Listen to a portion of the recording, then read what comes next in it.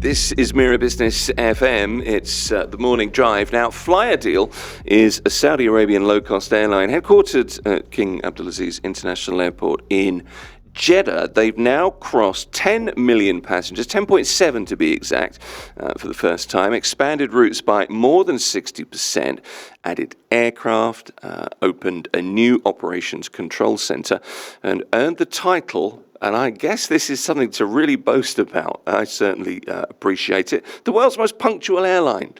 Joining us this morning, Steven Greenway is the CEO of flyadeal. He wants to, hopefully will join us to talk about what powered the growth, what it means for Saudi Arabia's aviation ambitions, and what comes next. Steven, it's good to meet you. Good morning, great to be here. Appreciate you having you here. Now, flyadeal crossed the 10.7 million passenger mark. First time in 2025. You're up 33% year on year. Good news, of course. What are the key drivers behind that surge? Yeah, absolutely. Well, I think the backdrop is the Kingdom of Saudi Arabia in terms of the growth. Domestically, we have growth of about 15% in the market year on year for the past 5 years. So the domestic market is booming, and that's because, literally the Band-Aid has been ripped off, the country has been opened up. So, it's dramatically transforming within, the front of your eyes. The second thing is obviously we're adding capacity. We added 8 aircraft last year. We'll do the same this year and even more next year. So we've got more capacity coming in as well. We're also squeezing more from the orange, as I like to say. So aircraft don't make money when they sit on the ground. So we're actually flying them more, even though we have engine challenges like every other airline at this moment in time with the new generation engines. So we're squeezing more out of our aircraft as well. So it's a combination of things, really. I want to talk to you a little bit about the fleet in a moment, but passenger demand has grown faster than seat capacity. Good problem to have, I guess. How do you manage that growth while you maintain reliability you've already pointed to, but also cost discipline? Yeah, so I think two things. When I joined, which was about 2.5 years ago, the first thing I wanted to do was make sure that our operation was stable. It didn't matter if we were growing 33% or 2%. I wanted to make sure that we're on time and we didn't cancel. They were the two things that I wanted my team to execute. Within that, over the past 2 years, we have been globally the world number one. Doesn't matter LCC or full service carrier, globally number one. And for the past 12 months of last year, we're actually number one within the Middle East. And so we wanted to do that because we thought that the proposition would be you're on time, you're reliable, and the fare is cheap. And those combined is a really, really good selling brand, I suppose, or whatever you wish to call it. But and that's really worked for us, and that is attracting people to us because they know what the, dare I say, the bargain or the proposition is. That is, I don't have to pay too much, but I know these guys are going to go on time. It's like clockwork. It's like a Japanese train. And so from that perspective, that's what the proposition is at the heart of what we were trying to do to get the airline. So obviously, safety is a cornerstone, but to grow as much as we are, you have to have your eye on the ball in terms of your operation, making sure that everything is streamlined as best you possibly can. But the other thing is also, as we grow, the great thing is you're getting economies of scale. So it's combined with obviously flying more and also flying longer distances. You're starting to see what we call our unit cost starting to come down. Then we can pass that saving on to the consumer as well, generate more business for us. And don't forget, the LCC premise is not about stealing market share from another airline. It's about generating a new market or new customer segments that didn't exist before. You're bringing down the price level to a point where more people can travel more frequently. More and more people coming to the region, setting up in Riyadh, setting up in Dubai. So 66% more routes compared with 2024 for you guys. What does that say about demand for low-cost travel to and from Saudi Arabia? Yeah, so we'll take domestic because don't forget, the UAE doesn't have a domestic market. Bahrain doesn't have a domestic market. Qatar doesn't have a domestic market. We do. We have 35 million people in the kingdom, quite a large country to get across, and you really don't have too many choices. You, of course, can drive a car. There are some train connections like Medina, Jeddah, but that's limited as well. So if you want to get around the countryside effectively and efficiently, you've really only got one choice, which is flying. It's the same as where I come from in Australia. You've really only got one choice, which is flying. You want to go between Brisbane, Sydney, or Sydney, Melbourne. So you've got that a domestic demand that is there. You then have and that continues to grow. So Jeddah, Riyadh, we're actually number 4 in the world's busiest route in the world. Okay. And I reckon that will probably be number 1 in the next 2 years. We have alone 25 flights a day each way on that route. And so do our competitors. So you've got about 75, 80 flights a day just on that route alone. So that's how busy things are. And I don't think people appreciate that. The other thing is that I didn't realise. Yeah, we weren't even in the top 10 only a couple of years ago. So Really? that's how quickly things are moving along. The second thing is, which is something we touched on just before this session, was literally the Band-Aid has been ripped off, and we're seeing a lot of traffic come in to the kingdom, and particularly Riyadh and booming and so forth. And that's business traffic, it's religious traffic, it's labour traffic. People coming in who would clean streets or even be doctors or whatever the case may be. So we've got a lot of combination. But the fact is, particularly if you just take religious, 2 billion Muslims around the world, and here we are at the epicenter of the religion. So you've got a huge amount of traffic coming in just off the back of that alone. Yeah, absolutely right. That's an interesting. I'll come back to that as well. Sure. Your network now spans what? The Middle East. You span Europe, North Africa, South Asia. How strategic is South Asia to longer term growth? Huge, but predominantly it's two customer segments. That is the religious piece, which I spoke of, particularly Umrah and Hajj, and the second thing is then the labour traffic that comes in that supports the growth of the kingdom itself. Yeah. So double the number of Hajj and Umrah pilgrims. 220,000? Am I right? Are those the right figures? That's right. So very, very important to you. And I think Hajj is only for a short period of time, and it's actually quite complex. It's a military operation to get everything working, I tell you. But it's Umrah that we're really interested in. I mean, obviously both are important, but Umrah is all year round, and it's unrestricted. Yeah. Hajj is quite restricted. Visas are very constrained, obviously, because it's a short period of time. They've got to control the numbers. You have to go through a tour operator, et cetera, et cetera. So it's very, let's say, regimented. Umrah is effectively now a holiday visa, which it wasn't only a couple of years ago. And I don't think people understand that previously, again, it was quite regimented. You could only come into the kingdom for 3 days. You'd only come into Jeddah, et cetera, et cetera. You'd do your thing and you had to leave. Now, it's effectively a holiday visa. You can come in, you can do your pilgrimage, but then you can see the rest of the country. You can tour around. And I think that's what, we talk about a lot of tourism stimulation, a lot of international growth. I think that's where a lot of the international tourism growth will come from, at least initially, because the market already exists and we're just now giving them freedom to look around the country and explore the country. On-time performance, averaged close to what, 90% in 2025? Yeah, above, I think it was about 91, 92, if I remember. Okay, so the airline ranked the world's most punctual, certainly last June. How is punctuality built into a low-cost model at scale? How does it work? I think a couple of things. I think, look, at one side, you're always trying to fly as much as you possibly can, so your schedule is tight by definition. Right. But what we do is we do have buffers throughout the day to make sure that we can reset the operation if we find ourselves falling behind. So that's number one. Number two is just maintain your aircraft. I know that sounds stupid, but you're making sure that you have as fewer defects on the aircraft as absolutely possible. So you're flying an aircraft that we call clean, and you don't have these defects building up over time and so forth. So you have good technical dispatch reliability.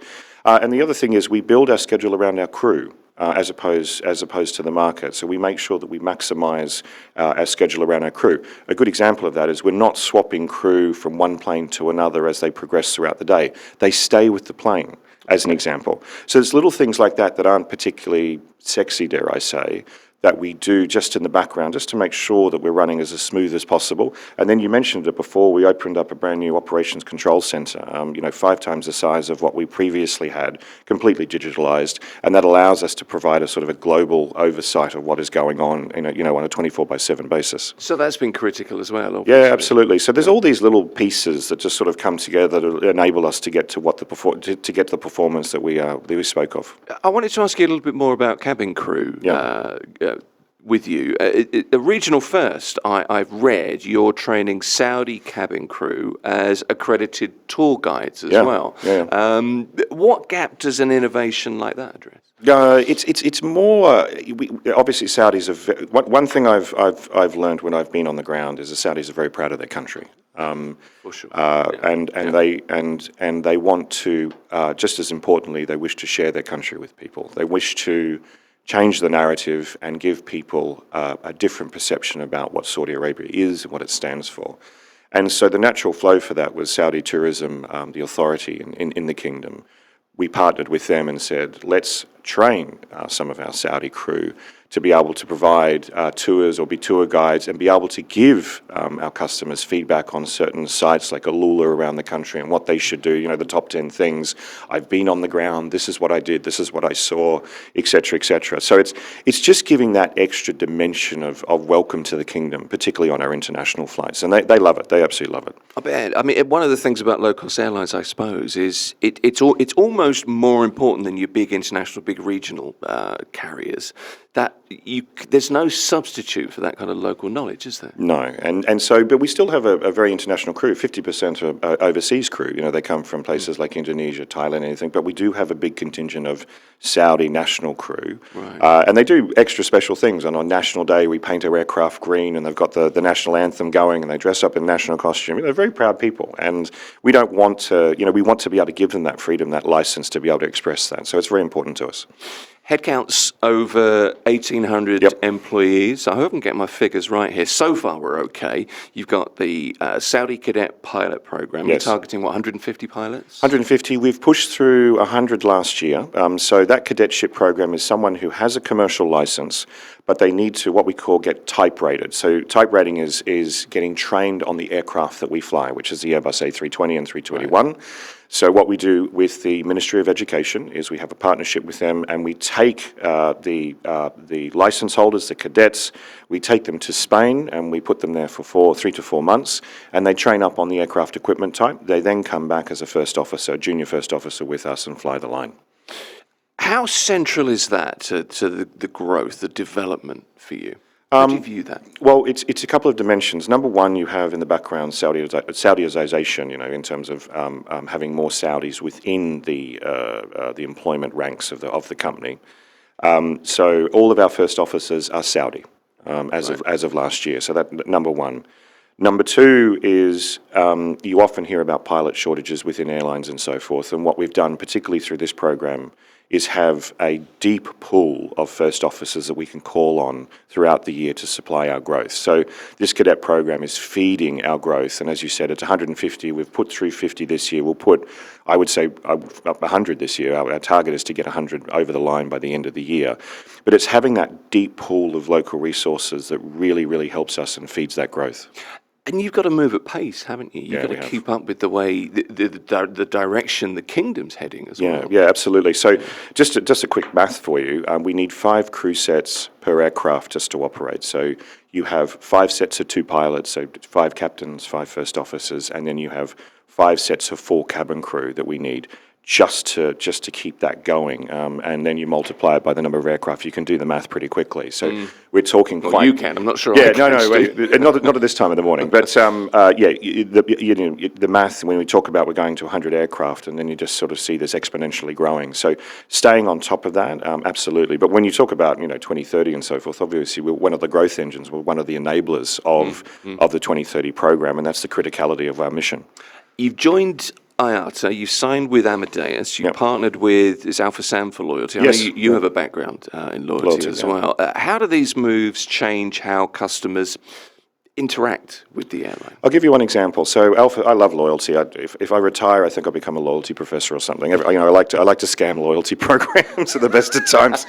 But no, loyalty. If I just give Alpha Sun one example, we only launched it in June last year. We have carried 30,000 redemptions. So people who have got Alpha Sun points and want to redeem, and they have now the choice to redeem on us. So that's 30,000 customers filling our planes that wouldn't have flown with us before because we didn't accept Alpha Sun points. And Alpha Sun points is effectively a pseudo-currency. So, just that little experiment alone, forget about the earn part, just the redemption part, that's an extra 30,000 customers on our flights we never had. So it's changing travel behaviours because previously they had the choice only to fly on Saudi or some selected partners. Now they have the choice to fly on us at any time they wish to, and they're voting with numbers.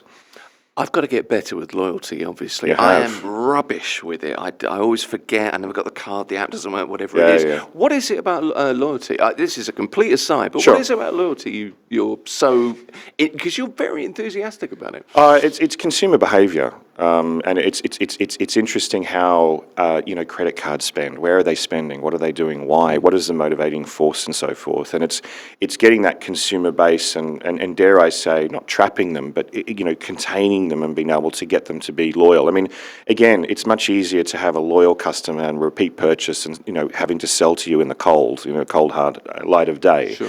And so from that, it's that consumer behaviour that I absolutely love in terms of what they're doing and how they're doing, and actually having a program that is meaningful. And again, I always look at it as not points, but I look at it as a pseudo currency. You're developing a pseudo currency that people have in their back pocket, and don't forget they're interacting with you frequently, multiple times through the day, filling your car with fuel, buying the groceries through the credit card, etc., etc. All of that tie-in. Yep.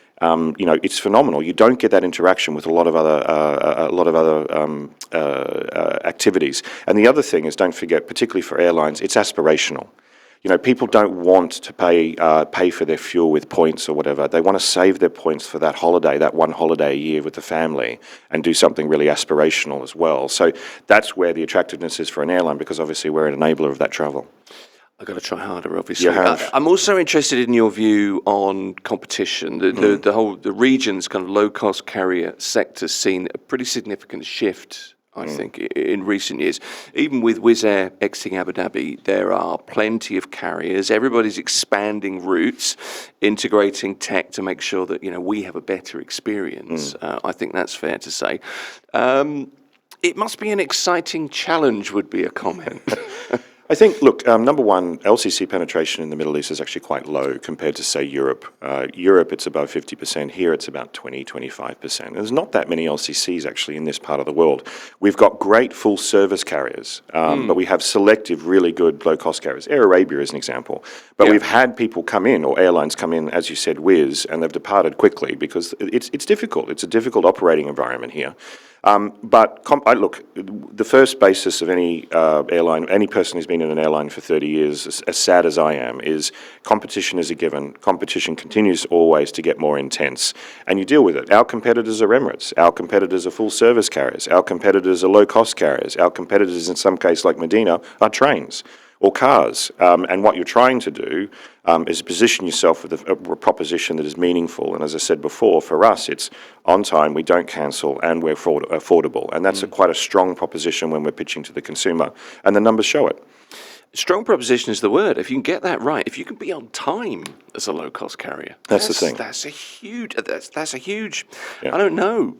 That's almost an aspirational thing. Well, we see it. Our Net Promoter Score. When we get bad weather through the kingdom that it comes through, we can see our Net Promoter Score, our NPS, in terms of how people are engaged with our company. We can see it ditch. They'll immediately just on that particular day, and then it just restores itself the next day when things come back to normal again. Because that's how important it is in terms of the proposition. That I'm not interested in flatbeds and three-course meals or anything like that. That what they have bargained for or bought is an on-time, cheap airfare that gets them from A to B. Yeah, absolutely. Yeah. Expansion. You've spoken about a fleet size of 100 by 2030, which is tripling within, 5 or 6 years. Yeah. Medina, I think you've announced as a fourth base. Yes. There's a wide-body order now placed. What does the next phase of growth look like to you? World domination. Excellent. Yeah, no. So we have been intrinsically a domestic carrier up until now. We only have about 25% of our capacity on international routes, so 75% is domestic. It's a combination of things. Obviously, we'll continue growing domestically. We spoke about how dynamic it is. Regionally, we still have some white spots. We don't fly to Bahrain. We don't fly to Doha, as an example. So we need to fill those in. The other thing which is really exciting to me is, when I came on board 2 years ago, I never dreamed that I'd be able to fly to Syria or Iraq, and we're doing that. We have double daily to Baghdad, as an example. We're flying to Damascus, and we hope to open Aleppo in the next couple of months. So, it's just part of the dynamism of this region that, markets that were originally closed are now open to us. So that's exciting. A little bit further afield is our medium-haul strategy, which is really punching into Pakistan. So we have 5 destinations in Pakistan we've launched. We've been operating there for a year very successfully. And there in India is on our target this year as well, once we have more aircraft deliveries. Then further stretching afield, you mentioned Southeast Asia. We're already operating with what we call wet lease aircraft. That is, we've taken aircraft with crew from another airline, and they're operating on our behalf. So we fly down to Indonesia, Malaysia, Bangladesh, etc., etc. And we're doing that to test those markets out because, as you noted, we've got wide-body aircraft coming in, our own A330neo wide-body aircraft next year. And we're testing those markets out. And they've been very, very successful and profitable. And we know that with our own aircraft, one, the unit cost is much lower, we're far more efficient and effective, and we can carry cargo and other such things. So it just gives us more flexibility. We're now familiar with those markets, and we're ready for our own aircraft and operating our own aircraft in the next year. It's an exciting future. A final question for you, Sure. Stephen. What a difference is Saudi in your sector in recent years. You, I'm sure, would point to a great year last year. The Vision 2030 aimed to develop the aviation sector to match kind of Western Europe, to match North America.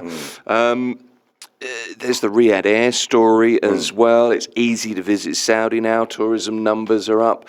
An exciting time. How do you keep up?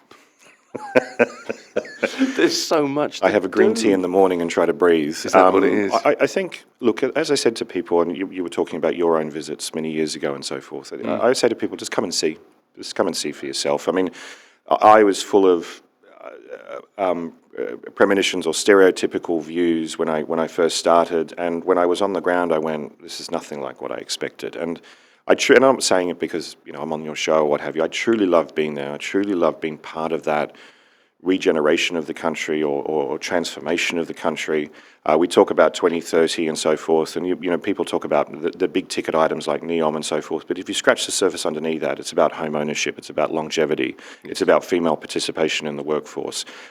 You have an incredibly young population as well, incredibly dynamic and proud people.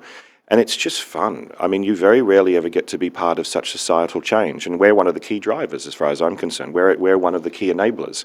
So being part of that and wrapping that all up, I mean, it's great. But you're right. It's like, drinking from a fire hose sometimes. There's just so much change. But to me, it's positive change. And if we can contribute to that in our own way, which I believe we are, it's great fun. It's a great honour to be able to do that. Steven Greenway is the CEO of flyadeal. I've really appreciated your time this morning. Thanks for joining us. Thanks for having me. Good to have you here. This is Mirror Business FM.